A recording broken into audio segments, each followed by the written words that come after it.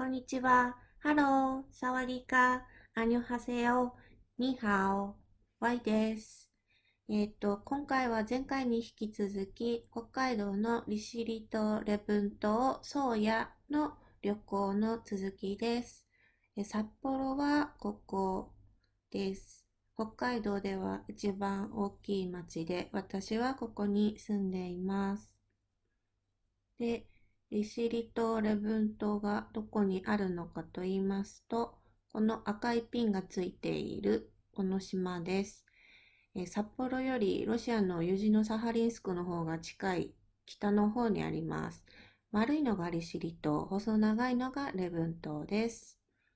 で、今回は、この利尻島のウニの種苗センターというところに行ってきました。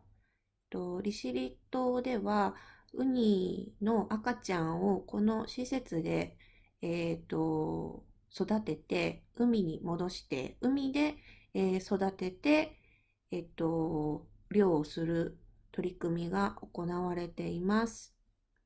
これがホームページです。右上の言語の選択の部分で英語、韓国語、中国語に変換することができます。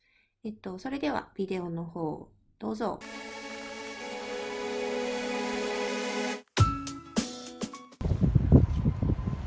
海種苗センターに来ました。ちょっと天気が悪くて曇ってました。こんな感じででっかい水槽がたくさん並んでいます。ここでウニの赤ちゃんに、利尻島の昆布を食べさせて育てています。ここに書いてある通り、利尻島では関税とか言われて、今日は関税が取る日だよなっていうふうに言う。で、右側が北紫海といって、利尻では野名っていう呼ばれるか、島民では。よく聞かれるのは、今どっちが高いのっていうので、どっちが美味しいのとかっていうのを聞かれるんですけど、一般的にはエゾバフンの方が高価で、味の方も濃厚な味がするので、好まれてますね。ただ、最近だと北紫、利尻のモナもすごい評価されてて、最近なんですけど、このバフンミを超えるだけの値段がちょっとついたりするね。そうです。逆転してる現象とかも、こっちの方が高かった。利尻の中で、取れる、利尻レーンこの近海で取れるウニは、もちろん日本で一番高値で取引されてて、他の地区とはやっぱり味も見た目も全然違うっていうふうに言われてて、その理由がいろいろとメカニズムがあってですね、ちょっと奥の方に。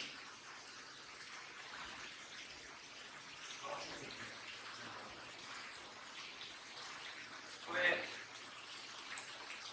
今日見えてないですけど、利尻山ありますよね。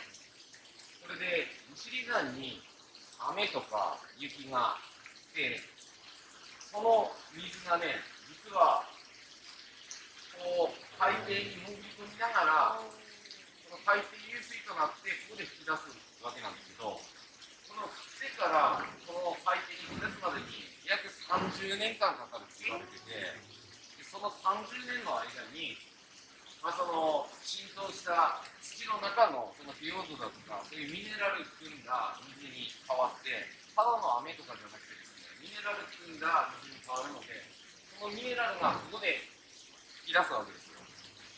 で、何がすごいかというと、この書いてある海藻類、これ利尻昆布の森とかって言われてるんですけど、でこの海藻類がものすごいこのミネラル含んだ水の栄養がですね、与えられて成長ものすごいするんですよ。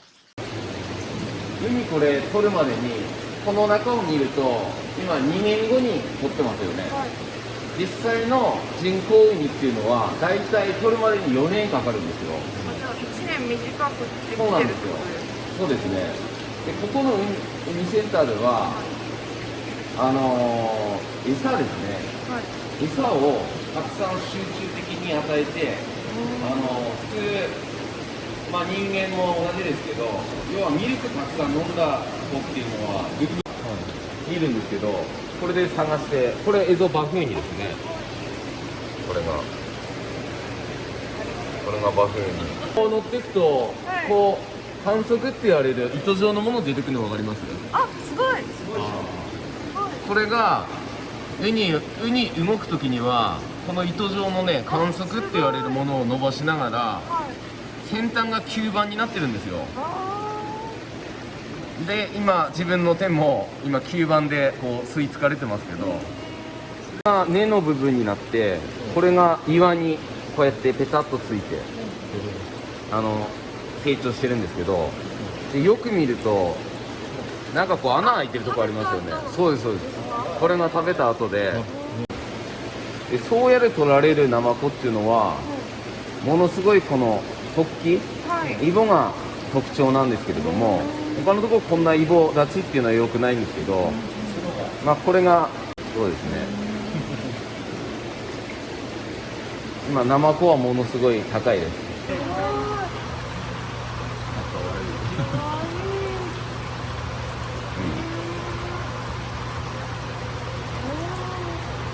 触ってもいいですか？ああどうぞどうぞ。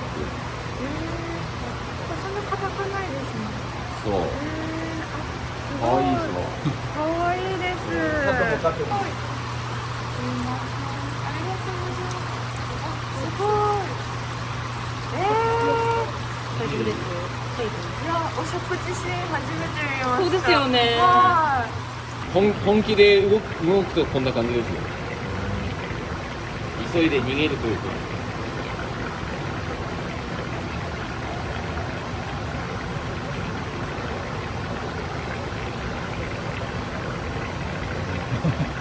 今北村スキルには、カムイパークのところに行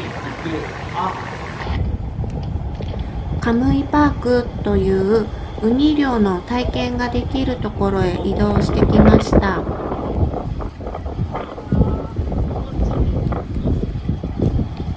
この日は海が荒れていたので、いけすで好きなウニを選ばせてもらいます。好きなやつ持ってください。ありがとうございます。大きい高い。欲張って大きなウニを選ばせてもらいました。大丈夫です。問題はここの後。これ刺しすぎるとこの殻を鼻にしてしまうっていうのが、ちょっと刺しすぎました。ベテランの元漁師さんにウニの剥き方を教えてもらいます。下の段から。下の靴からあ、そっかそっか。トミはとこれからこう入れてやる。あ、ここ真ん中から。真ん中から真ん中から入れて。すだれに行ってそのまま帰ってきてすだれ側に入ってきて。左側に行く。ああ、下手くそだ。集中しすぎて首の角度がおかしくなっています。大丈夫かな。あ、これ取ろうかな。よし。ああ、やっぱり仕事綺麗なんだ。そう。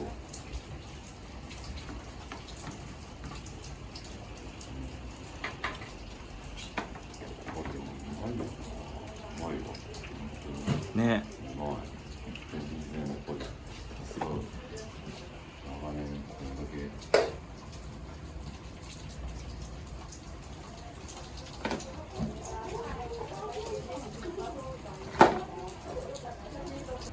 自分でやってもらうのちょっと体験な話で。できた。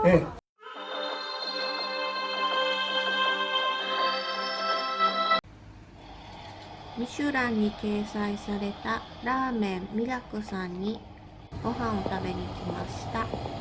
ちょっと待つようだったので、すぐ近くのお土産物屋さんに立ち寄りました。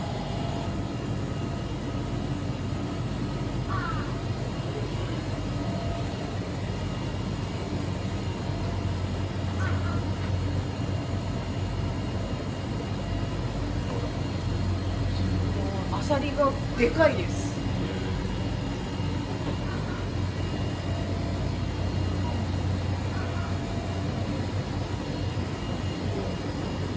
あ、ホタテ。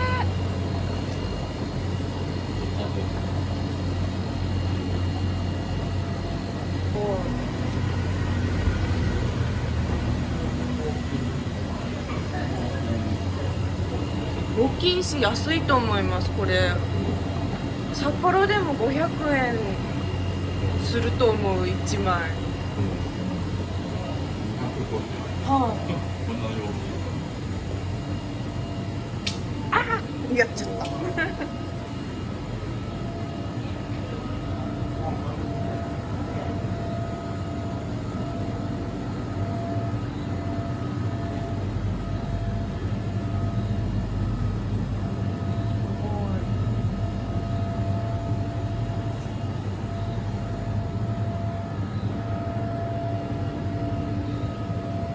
利尻昆布ラーメン。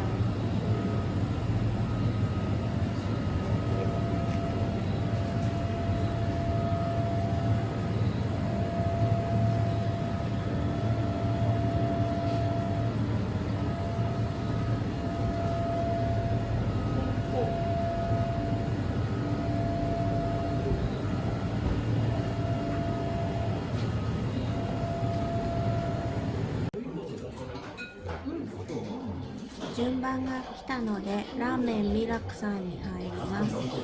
入り口からすぐはテーブル席で、奥に靴を脱ぐ座敷席が広がっています。餃子3個で420円、味噌ラーメン1030円。他のメニューは英語と中国語が下に書いてあります。私は一番人気の焼き醤油ラーメンを食べました。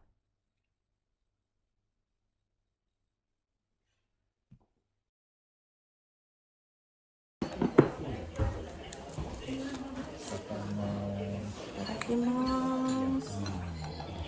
特に決まりはないのですが、日本ではラーメンのスープを一番先に味わいます。多分ラーメン屋さんが一番こだわりを持つのがスープだから敬意を表するという意味なのだと思っています。昆布の甘みですかね。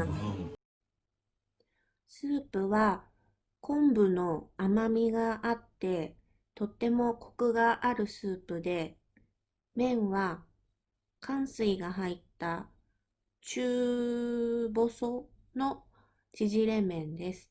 プリプリしていてとっても美味しかったです。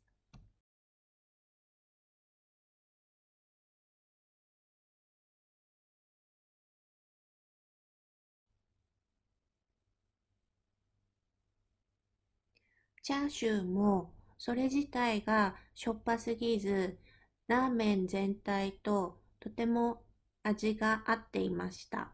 柔らかくて美味しいです。食後の運動に甘露泉水という湧き水が飲める参道に来ました。甘露泉水までは軽いウォーキングコース。甘露泉水を越えてもっと歩いていくと登山コースになるそうなんですが、運動不足の私にはとても大変な道でした。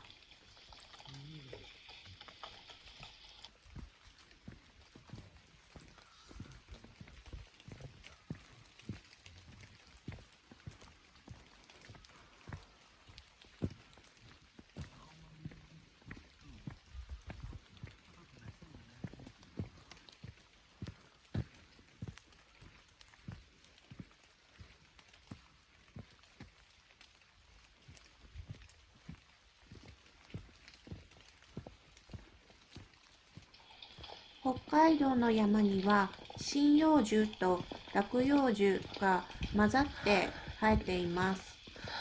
まだ紅葉のシーズンではないので、葉っぱの色は全部緑です。引息が上がってうるさくてすみません。環路線まであと200メートルです。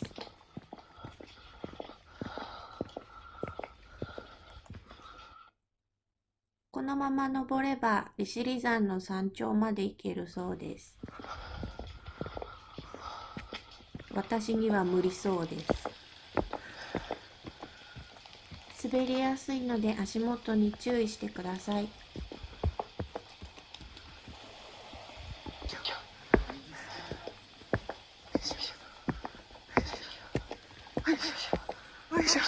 よいしょは頑張るための掛け声です。着いた。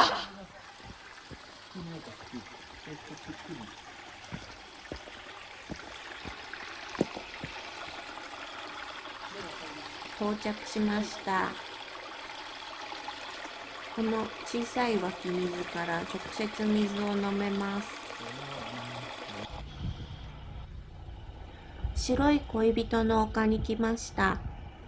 ここから見える利尻山の写真は北海道の有名なお菓子白い恋人のパッケージについている写真と一緒です。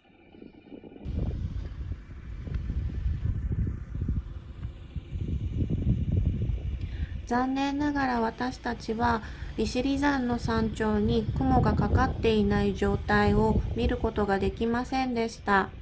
地元の方にお話を伺うと、山頂に雲がかかっていない状態になるのは稀だということです。ですが、雲がかかっていてもとても素敵な景色でした。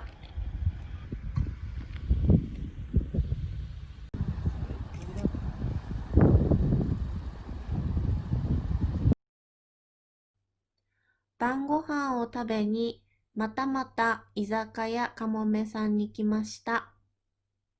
今日は山登りもしたのでビールが格別に美味しいです。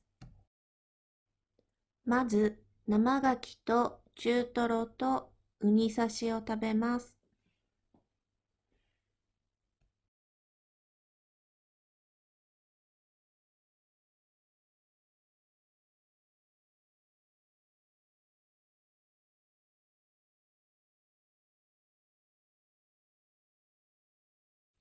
お刺身の盛り合わせが来ました。手前からニシン、ホッケ、ホタテ、ホッキ貝、粒だったと思います。どれも新鮮でとても美味しいです。天才的な食べ方を思いついてしまいました。利尻島で作られた海苔に中トロを乗せ、さらにウニをこんもり乗せます。海苔ウニ中トロです。この海苔がまたとても香り高くて美味しかったです。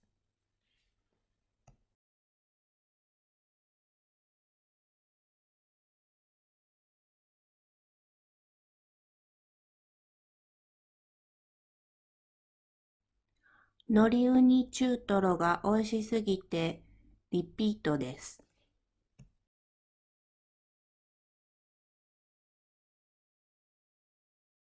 宗谷牛が来ました。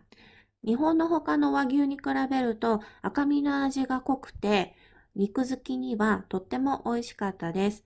北海道では他に白老牛や富良野牛が有名です。今度別の動画で北海道の和牛についてまとめます。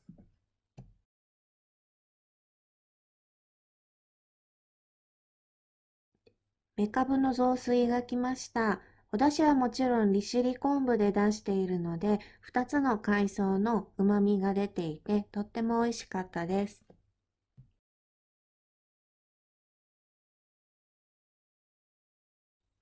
締めはやっぱりウニ丼です。利尻島のおすすめのシーズンなのですが、やっぱり夏場になります。冬はどこの宿泊施設も閉まっていることが多いです。皆さんもぜひ利尻に来てみてくださいね。次の動画は礼文島と稚内を紹介しています。